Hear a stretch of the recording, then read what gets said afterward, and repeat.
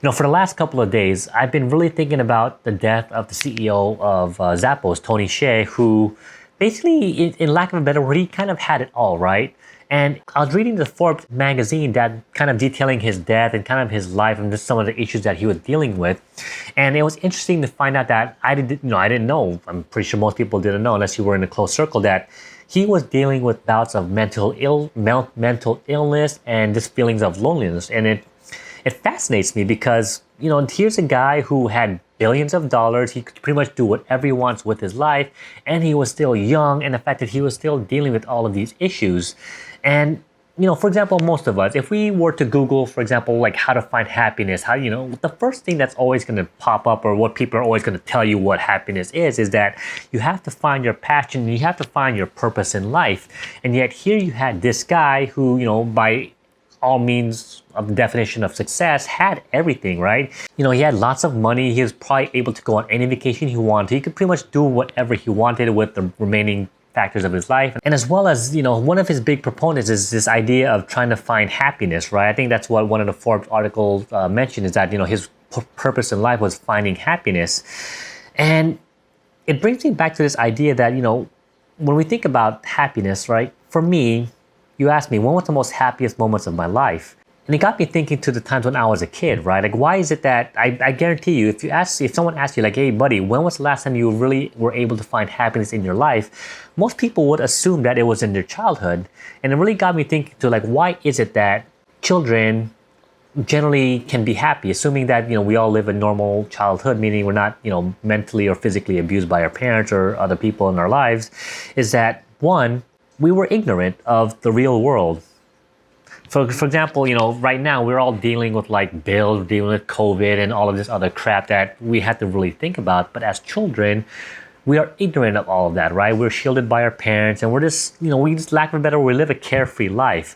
And two is like when we're kids, we don't really have to worry about being judged or being criticized for the things that we do. Of course, from adults and parents saying, don't do this, don't do that. But if we're surrounded by our peers, for example, our friends, especially when you're like 4 or 5 years old, all you care about is just having fun and living a good life, right? And I think that's one of the key concepts of what happiness is that as we get older, we start to accumulate more and more, just, I guess you could say, responsibilities and just things that we have to do in life. And the things that we used to be able to enjoy as children may no longer bring satisfaction to us, which is, I think, a big issue with what's going on in people in terms of like why we no longer find happiness, is that we just cannot learn to, I guess you could say, appreciate the things that we have now in our lives. And I think one of the more important factors is this idea of living a stress-free life or kind of living in the moment. Because, most of us, we live kind of in the future, right? We're always thinking about what we're going to be doing in the next 5 years, next year, what are we doing on Friday or this weekend. And, we always have this idea of like living in the present, right? Like mindfulness meditation, living in the present. I think this is something that I think is really fundamental to why, like, for example, kids are, essentially living a happy and carefree life, is that they're just always living in the moment and they're not really caring. And this whole idea of just not being judged as a kid, right? You could do whatever you want as long as you're having a good time. You didn't really care if you were tall, short, big, fat, ugly, tall, whatever. You just saw a kid, he was having a good time. You want to be his friend. You want to play basketball or whatever, throw handball. That's all you cared about, is just having a good time. And that's, I think, what matters. Like, as we get older, we start to feel like we're being judged, we're being criticized. We start holding ourselves back. We're not really being authentic with ourselves. And I know that's one of the key factors in living a better life, is just being authentic with who you are and essentially what you kind of want in life, right? And the other thing that really got me thinking about this whole issue is this idea of just mental health in general. Because let's face it, mental health in this country, or not even in this country, in this whole world, is probably not really, it's still stigmatized.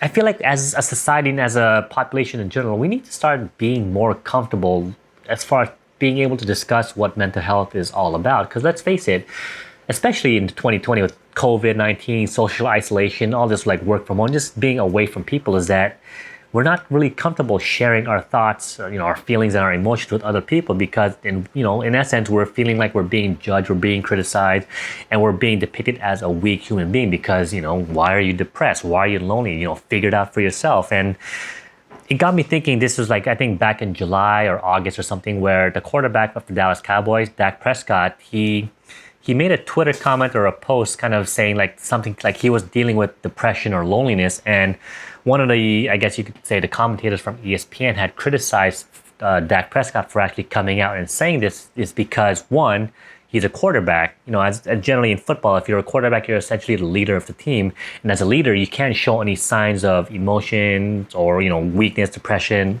especially loneliness. And I feel like that is a wrong mentality for a lot of us to take, is because, you know, it doesn't matter how prestigious we are, how successful or what our status level is, all of us are going to have moments of this weakness, sadness, depression, and loneliness that we just kind of feel like we need to be able to just comfortably share with other people without feeling like we're being judged and criticized. And I think that's really something that we should all start being able to at least come out to bring, is just being able to comfortably talk about mental health issues and that's whatever it is that we're dealing with, right?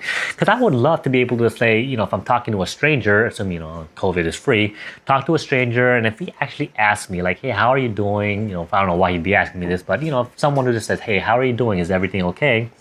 Generally speaking, our first response is, you know, I'm doing fine. Like, how are you doing? But actually saying like, hey, I'm not doing okay. I'm actually been dealing with this issue of loneliness. I want to be able to comfortably say that without feeling like I'm being judged or criticized, because I don't want to be depicted as weak, right? Especially if I'm a man. And I know this is probably more common for males and females, is that, you know, as men, we're supposed to show that we're strong. We're supposed to show stoicism or stoic face, right? We can't show weakness among our peers, or especially among if we're around females. It's because we have this stereotype that we're always supposed to be strong. We're supposed to hold things together. But I feel like that is a wrong mentality for many of us to actually, you know, look at, is because, you know, let's face it, we're all imperfect. We all have our own issues that we're dealing with. And one of the key concepts, at least for me, is that whenever I'm dealing with bouts of weakness, especially with loneliness, for example, I want to be able to just talk and share and just express my feelings with other people without feeling like I'm being looked down upon. Like, hey, look, you know, you're a weak human being.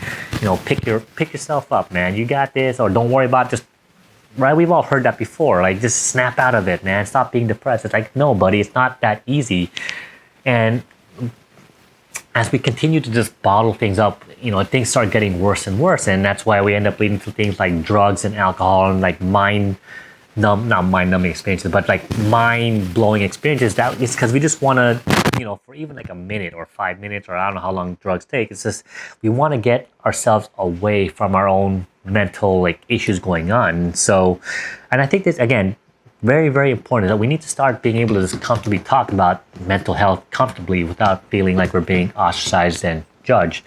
And I know me and Patrick have talked a lot about this throughout our various episodes in our podcast, you know, with this whole ikigai and, you know, loneliness and depression. And I think that's something that is really important for many of us, again, particularly men, to be able to share experience and without feeling like we're being judged and criticized. And so this is just kind of a conjunction episode, just to kind of share my personal experiences of just dealing with this loneliness and mental health. And it's just weird. It's just that happiness, at least for lack of a better word, happiness is different for everybody, right? Some people find happiness through working a lot. Some people, or maybe that's an escape for some people. And, you know, one thing that I realized for myself is that when I'm really happy, or at least when I am less sad, is when I'm out there in nature. So I think each and every one of us has our own definition of what it means to be happy. And I think it's important to really analyze and grasp what it means for each of us to be happy. And so I'll just leave you to that thought.